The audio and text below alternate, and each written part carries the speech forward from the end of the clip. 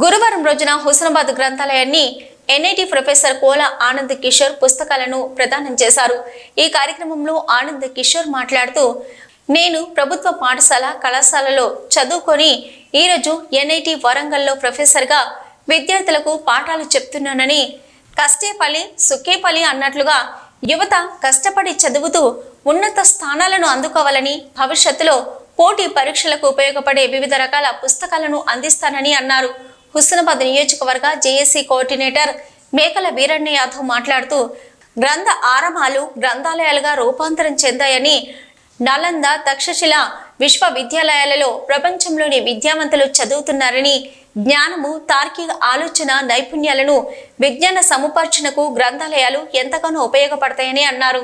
JAC నాయకులు వడ్డేపల్లి మల్లేశం మాట్లాడుతూ, గ్రంథాలను నిల్వ ఉంచేది గ్రంథాలయమని, పుస్తకాలను ప్రదానం చేయడం అభినందనీయమని, గ్రంథాలయంలో పుస్తకాల కొరత లేకుండా చేయాలని అన్నారు.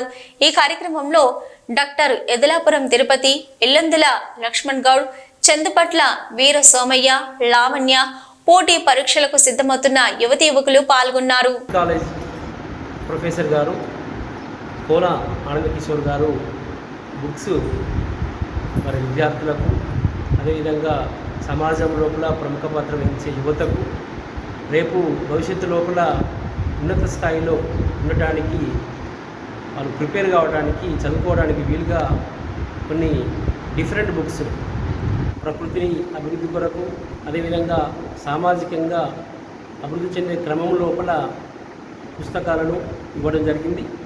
నిజంగా వారికి మేము హుస్నాబాద్ ప్రజల తరపున, అదేవిధంగా పాఠకుల తరపున వారికి వందనాలు తెలియజేస్తున్నాము.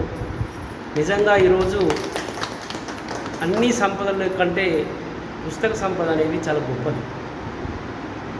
జ్ఞాన తృష్ణతోని, అదేవిధంగా సాత్విక ఆలోచనలు పెంచుకునే క్రమం లోపల విజ్ఞానాన్ని సముపార్జన చేయడానికి, తద్వారా మనిషి కేంద్రంగా అభివృద్ధి చెందే క్రమం లోపల మనిషి ఒక ఉన్నత స్థాయిలో ఉండటానికి ఒక హేతుబద్ధతను కలిగి ఉండే విధంగా ఉండటానికే ఈ పుస్తకాలు అనేవి ఉపయోగపడతాయి. ఒకప్పుడు ఆరామాలుగా ఉండే గ్రంథ ఆరామాలు, ఆ తర్వాత క్రమం లోపల అవే గ్రంథాలయాలుగా ఉన్నాయి. అప్పుడు ఇది నలంద తక్షశిల విశ్వవిద్యాలయం లోపల మనం ఎంతో గురువులు పుస్తకాల కేంద్రంగా చేసుకొని ఎంతోమందికి విజ్ఞానాన్ని పంచడం జరిగింది. ఆ క్రమం లోపల ఇప్పుడు ఆనంద కిషోర్ గారు కూడా తన మూలాలను మర్చిపోకుండా ఇప్పుడు ఇక్కడ పుస్తకాలను ఇవ్వడం జరిగింది. నిజంగా మీరు కూడా రేపు భవిష్యత్తు లోపల ఈ పుస్తకాలను చదివి మీరు కూడా ఒక ఉన్నత స్థాయిలో ఉండాలి, చరిత్రను అధ్యయనం చేయాలి. మొత్తం ప్రపంచ చరిత్రనే కాకుండా విశ్వాన్ని కూడా సైతం మనం అధ్యయనం చేస్తూ ఒక హేతుబద్ధతతో జీవనాన్ని కొనసాగించే విధంగా ఉంటూ మీరు కూడా భవిష్యత్తు లోపల ఈ పుస్తక సంపదను పెంచే విధంగా కృషి చేయాలని కోరుకుంటూ మరొకసారి వారికి కృతజ్ఞతలు తెలియజేస్తున్నాను. డాక్టర్ వీర యాదవ్ గారు నాకు కానీ నా తర్వాత వచ్చిన జనరేషన్ కానీ వీరయ్య సారు చాలా ఇన్స్పిరేషన్. ఆయన మోటివేషన్గా తీసుకొని మేము కూడా జీవితంలో బాగా చదువుకొని ఉన్నత విద్యా సంస్థలో పనిచేయాలనే ఒక కోరిక కలిగింది. ఆ కోరిక ఫైనల్గా నెరవేరింది. అయితే నేను ఇంతకుముందు ములకనూరు గ్రంథాలయంలో కూడా ఈ కాంపిటేటివ్ ఎగ్జామ్స్ సంబంధించిన పుస్తకాలు ఇచ్చాను. అక్కడ కూడా ఒక విషయం చెప్పాను. రవీంద్రనాథ్ ఠాగూర్ గారు వాళ్ళ నాన్నగారిని చెప్పులు కొనియమని రోజు మారం చేస్తుండేవాడట. ఒకరోజు రవీంద్రనాథ్ ఠాగూర్ గారు వాళ్ళ ఇంటి నుంచి స్కూల్కి వెళ్తున్నప్పుడు ఒక కాలు లేని వ్యక్తిని చూశాడు. చూసి కాళ్ళున్న నేను చెప్పులు కావాలని కోరుతున్నాను, అతనికి కాళ్ళే లేవు కదా, అతనికంటే నేను బెటర్ కదా అని సంతృప్తి చెందాడు. అదేవిధంగా నేను గవర్నమెంట్ స్కూల్లో చదువుకొని, గవర్నమెంట్ కళాశాల చదువుకొని, గవర్నమెంట్ విశ్వవిద్యాలయంలో చదువుకొని ఒక ఉన్నత స్థాయి జాతీయ సాంకేతిక విద్యాలయంలో ఒక ప్రొఫెసర్గా పనిచేస్తున్నాను. నేను చాలామంది కంటే మంచి బట్టలు, మంచి ఇల్లు, మంచి కార్లు తిరుగుతాం. నేను కూడా సమాజానికి ఏదో విధంగా తిరిగి ఉపయోగపడాలనే ఉద్దేశంతో ఈ రకంగా కొన్ని సేవా కార్యక్రమాలు చేయడం మొదలుపెట్టాను. దీనికి అంబేద్కర్ గారి స్ఫూర్తి, ఎందుకంటే అంబేద్కర్ గారు ఏం చెప్పారంటే, ఒక దేవాలయాన్ని కడితే ఒక 100 మంది భిక్షగాళ్ళను తయారు చేయొచ్చు, కానీ ఒక గ్రంథాలయాన్ని నిర్మించి పుస్తకాలను సమకూరిస్తే ఒక 1000 మంది విద్యావంతులను తయారు చేయొచ్చు. ఆ 1000 మంది విద్యావంతులు దేశానికి చాలా రకాలుగా ఉపయోగపడతారు. గుర్రం జాషువారావు కూడా అదే చెప్పారు. ప్రభుత్వాలు రాముని కళ్యాణం కోసము, వెంకటేశ్వర స్వామి కళ్యాణం కోసము కోట్లు ఖర్చు పెడతాయి, కానీ ఆ టెంపుల్స్ ముందున్న భిక్షగాళ్ళ గురించి ఎప్పుడు పట్టించుకోదు. అదే డబ్బు భిక్షగాళ్ళ అభివృద్ధి కోసము, గ్రంథాలయాల నిర్మాణం కోసము ఖర్చు పెడితే దేశం యొక్క హ్యూమన్ రిసోర్స్ పెరిగి దేశానికి ప్రపంచ స్థాయిలో మంచి పేరు వస్తుంది. గుర్రం జాషువా గారు ఏమన్నారంటే, ప్రతిమల పెళ్లి చేయుటకు 100,000 వేయంతురు గాని దుఃఖిత మతులైన పేదల పకీయుల శూన్యములైన పాత్రలను మెతుకు విదిల్పతి భరతమేది 33 కోట్ల దేవత లెగబడ్డ దేశమున భాగ్య విహీనుల శుద్ధులారునే. అంటే ఇట్లా ప్రభుత్వాలు రాముని విగ్రహం వెంకటేశ్వర ఇట్లా చేసుకుంటూ పోతే ఈ దేశంలో 33 కోట్ల దేవతలు ఉన్నారు.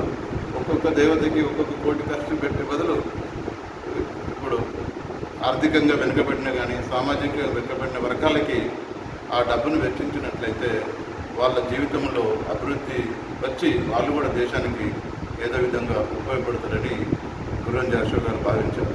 సో ఇక్కడున్న గ్రూప్ 1, గ్రూప్ 2 యాస్పిరెంట్స్కి నా చిన్న సందేశం ఏంటంటే, మీరు కూడా బాగా కష్టపడి మీరు కూడా ఇంకొకరికి ఇన్స్పిరేషన్గా తయారై మీకు మీ కుటుంబ సభ్యులకి గ్రంథాలయానికి ఊరికి మంచి పేరు తీసుకురావాలని నేను కోరుకుంటున్నాను. అయితే మీరు గంటలు గ్రంథాలయంలో కూర్చొని చదవడం కాదు, ఎంత చదివాము, ఎంత మనకు అర్థమైందనేది చాలా ఇంపార్టెంట్. మీకు అందరికీ తెలుసు, మనకు చాలా సుపరిచితమైన తెలుగు పద్యం.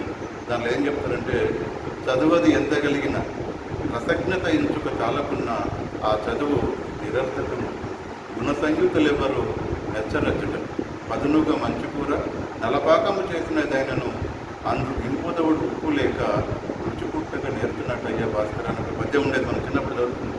అంటే మనం ఎంత మంచి కూర చేసినా చిటికడు ఉప్పు అయిపోతే ఆ కూరకు రుచి రాదు. మనం ఎన్ని గంటలు చదివినా మన బుర్రకు ఎక్కకపోతే ఆ చదువు నిరర్థకం అవుతుంది అనుకోండి.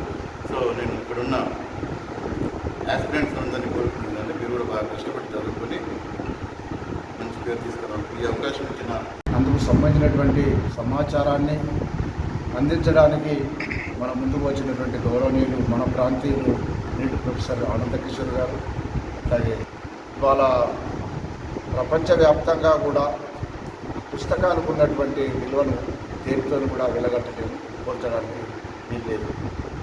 అలాంటి పరిస్థితి లోపల మన ఇక్కడ హుస్నాబాద్లో ఉన్నటువంటి గ్రంథాలయంలో కొంత ఇబ్బందికరమైన పరిస్థితులు ఉన్నప్పటికీ ఇటీవలి కాలంలో మన కార్యాలయం దానికి వేదిక కావడం, ఈ కార్యాలయంలో మరి విద్యార్థులందరూ కూడా యువత నైపుణ్యాన్ని పెంపొందించుకునేటువంటి అధ్యయనం చేయడం అనేటువంటిది మేము చాలా సంతోషపడుతున్నాం. ఈ సందర్భం లోపల మరిన్ని పుస్తకాలు ఇవ్వడం ద్వారా భౌతిక శాస్త్రము, అర్థశాస్త్రము, రాజకీయ శాస్త్రము అన్ని విభాగాలకు సంబంధించి ఇది మీకు ప్రత్యక్షంగా పరీక్షకు ఉద్యోగం తీసుకురావడానికి, పరోక్షంగా మన వ్యక్తిత్వాన్ని పెంచడానికి, అధ్యయనము, పరిశీలన, సామాజిక చింతనను మరింత మనల్ని మేల్కొల్పడానికి పుస్తకం చాలా దోహదపడుతుంది. మరి అలాంటి పుస్తకాలు మేము చూడడం జరిగింది. చాలా అద్భుతమైన పుస్తకాలు. మేము కూడా చదువుకుంటే బాగుండని నాకు అనిపిస్తూ ఉన్నది. కాబట్టి చదువు అనేటువంటిది, పుస్తకాలు అనేటువంటి ఎవరికి అతీతమైనవి కావు, అందరం చదువుకోవాల్సిందే. ఉపాధ్యాయుడు కూడా నిత్య విద్యార్థి. కాబట్టి అలాంటి మంచి పుస్తకాలను అందించినటువంటి వారికి, ఆ కార్యక్రమాన్ని ప్రేరేపించి అందించినటువంటి మిత్రులకు మీ అందరికీ కూడా ధన్యవాదాలు తెలియజేస్తూ ఈ అవకాశాన్ని